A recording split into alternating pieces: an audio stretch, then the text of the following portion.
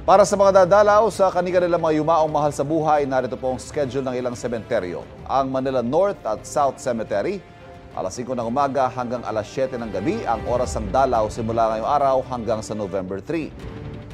Sa Manila Memorial Park sa Parañaque naman, alas 6 ng umaga hanggang alas 6 ng gabi ang dalaw ngayong araw.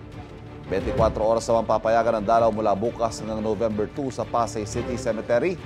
Mula 6 a.m. hanggang alas 12 ng hating gabi pwedeng dumalaw sa mga puntod. Alas 7 ng umaga hanggang alas 10 ng gabi naman ang schedule ng dalaw ngayong araw hanggang November 2 sa mga sementeryo sa Caloocan. Simula bukas hanggang November 1 ang dalaw sa Libingang Panglungsod ng Muntinlupa ay mula alas 6 ng umaga hanggang alas 8 ng gabi. Simula alas 6 ng umaga din ang simula ng dalaw sa ilang sementeryo sa Malabon. Ngayon din po sa ilang sementeryo sa Pasig.